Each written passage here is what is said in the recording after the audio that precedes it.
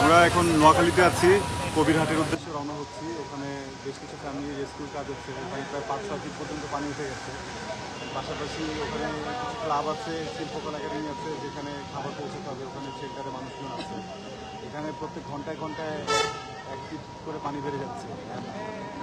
আমরা যেখানে যাচ্ছি এখন সেখানে 5-6 ফিট পানি, বাট আমাদের কাছে কোনো বোট নেই। তো আমরা এই যে লাইফ জ্যাকেট নিয়ে নিচ্ছি। লাইফ জ্যাকেট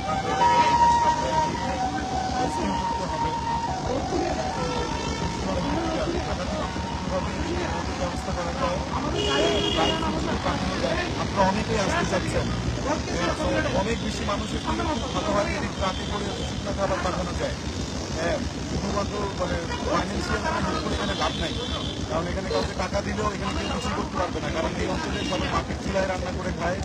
গ্যাসের তেমন একটা প্রচলন নাই, যার কারণে এখন গ্যাস ব্যবহার করতে পারছে না। হ্যাঁ, এই মুহূর্তে গ্যাস ব্যবহার করতে পারছে না। তো আমাদের ফুড যদি পাঠানো যায় এটা খুবই ভালো হয়। হ্যাঁ, ফুড, মেডিসিন, খাবার, পানি বাচ্চাদের জন্য হচ্ছে গিয়ে হরলিক্স, দুধ, এগুলো আসলে বড় বড় কন্টেইনার দিলে হবে না। আপনাদেরকে হচ্ছে মিনি মিনি প্যাকগুলো নিয়ে নিয়ে পাঠাতে হবে। আদারওয়াইজ ওটা ওই ভেঙে ভেঙে দিতে গেলে নষ্ট হয়ে যাবে খাবার। ছোট বাচ্চারা আছে এখানে, একদমই 1 বছর 2 বছর, অনেক প্রেগনেন্ট মহিলারা আছে, হ্যাঁ, অনেক বয়স্ক মানুষের আছে।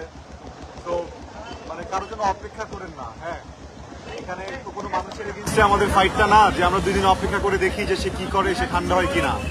হ্যাঁ, ন্যাচারাল ডিজাস্টার, পানি উঠে যাচ্ছে, ওখানে বাঁধ এখনো বন্ধ করা হয়নি।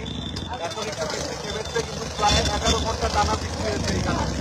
সব জায়গায় পানি জমে যাচ্ছে। প্লিজ ভাই ঠেলা দেন, ঠেলা দেন। Thank you.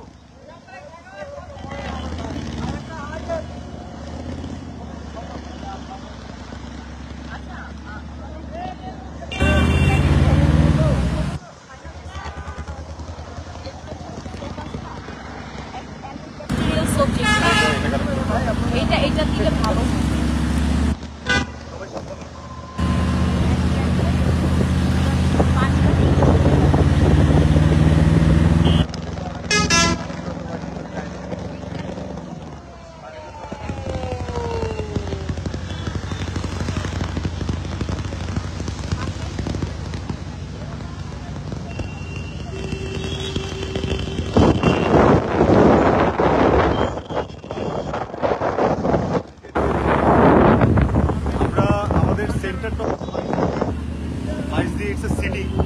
তারপর মাইজদিতেও পানি ওঠা শুরু করেছে। মাইজদিতে তো ধরেন এতগুলো বাড়ি দেখতে পাচ্ছে, এত বড় বড় বিল্ডিং। হ্যাঁ, অবশ্যই বাড়ির মালিকও আছেন আপনারা যারা আমরা চেষ্টা করছি আপনারা একটু আগান। হ্যাঁ, আপনারা নোয়াখালীতে যারাই আছেন, যাদের সামর্থ্য আছে, সামর্থ্য মানুষগুলো প্লিজ আপনারা ড্রাই ফুড নিয়ে, মেডিসিন নিয়ে, আমরা নোয়াখালী সাই ফুডসে আছি। এটা আমাদের জোন, সব জায়গায় মুভ করছি, আমাদের ফুডগুলো এখানেই রাখছি, এখান থেকে প্যাকেট করছি।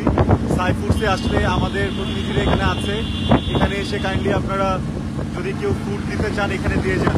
আবারও বলছি, আসলে ক্যাশ দিয়ে কিছুই হবে না, আপনারা যদি ফুডটা দিয়ে যেতে পারেন।